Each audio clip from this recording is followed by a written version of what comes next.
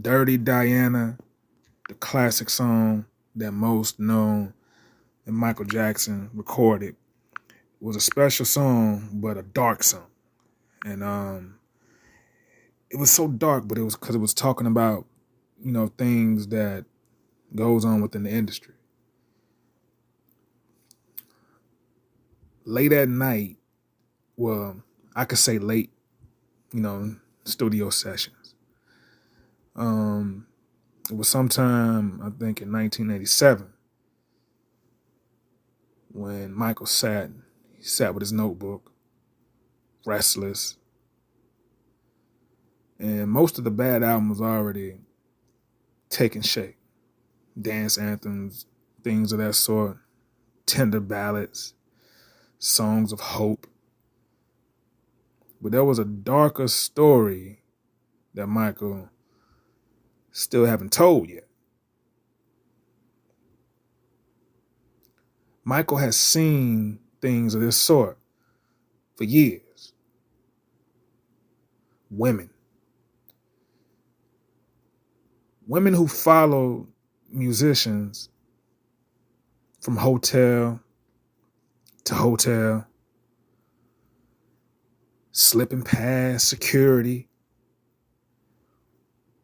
And get this, breaking into rooms. Doing whatever it takes to try to get so close to the celebrity or the musician that is, and doing it no matter what the cost was. And things like this shows you how far women like groupies are willing to go, and how the ego is just completely just no longer there anymore when it comes down to someone with a certain stature, someone with a certain fame level that's attached to their resume.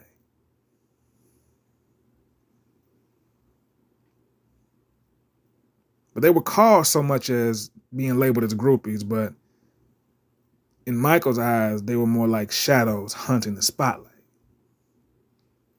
Groupies, in other words. But on that night, he put all that into a story and into like a movie, but written in words, in word form, and sketched the character of this Diana, which was not a real woman, but it was women, plural. A symbol of temptation, obsession, and the danger that came along with fame.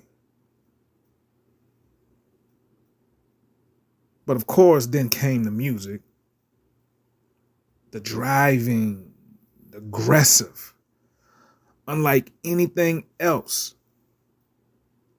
on the album.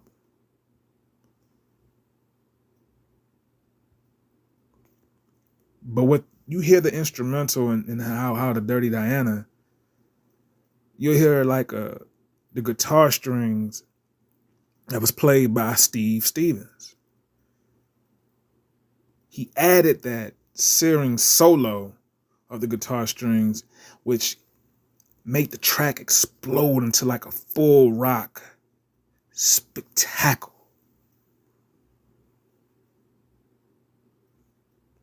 But Michael had already had written like plenty of these songs about love and joy. But Dirty Diana? Dirty Diana? That was different. It was coming from a different place. It was raw, unfiltered, and most confessional. And by the time that Michael finished that song, he had already knew that he had captured a side of fame that most artists were too afraid to admit.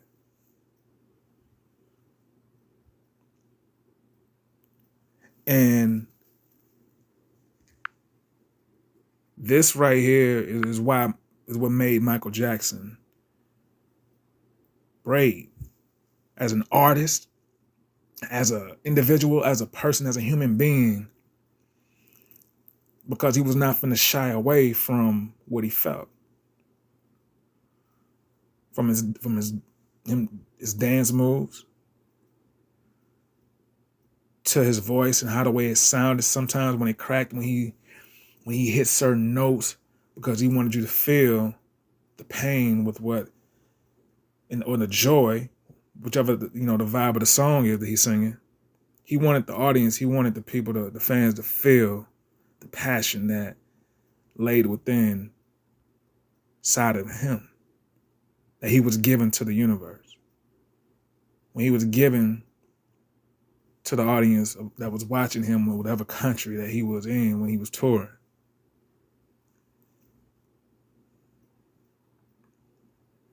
We've all known of Dirty Diana. Hell, Dirty Dianas will live on forever.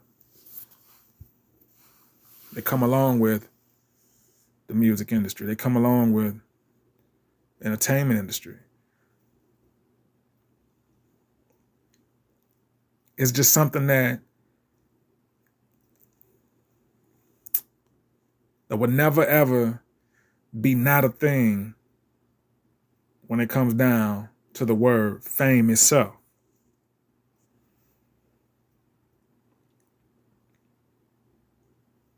Michael knew that, and he saw that, and he was able to steer away from it because he was able to have this thing, what you call self-control.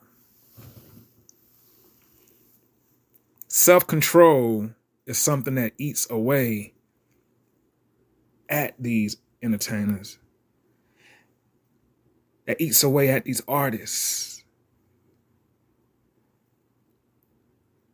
Whether they're young or old, self-control, the lack of it, will steer you down to a road of destruction. And when you have a bunch of Dirty Dianas and you don't have this self-control, it's going to lead you down to a faster pace to road of destruction. We've seen it so many times with artists and celebrities, whichever you want to title it. Without that self-control, they end up with cases thrown at them 15 years, maybe 5, 10 years later. With the woman that they didn't even do none of these things that they're being accused of, and accusations and things of that sort. And because it falls down under to lack of self-control and not being able to steer away from things from people that that have no sort of type of control themselves, because when they see fame, they see opportunity. And when a groupie see opportunity and so happen fame being attached to it, what you think they're going to do? Sit up there and wait for another woman to beat them out the opportunity they feel like they could have got for themselves? This has been going on for ages. The 60s, the 70s, James Brown, them days. There's always been groupies on the road. Why? How? That's the question, how? Groupies are being sent, man. Yeah, they know the cities these artists are going to be in when they touch down. They know the time. Because they have people in high position to let them know who to focus on, who to pinpoint on to try to get something out of. And if it don't go her way, she's going to make sure that she delivered a message back to the person who sent her to make this guy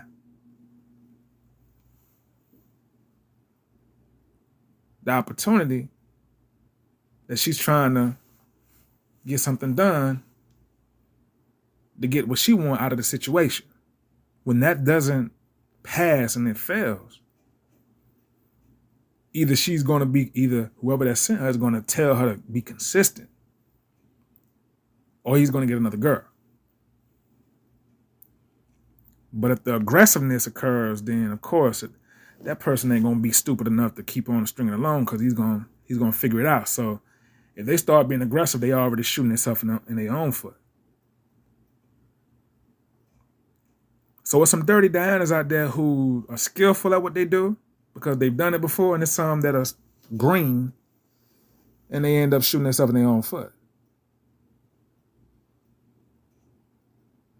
That's the story of Michael Jackson, Dirty Diana, Sensei's Reality. Like the video, subscribe to the channel. I appreciate y'all. See y'all in the next one. One love. Peace.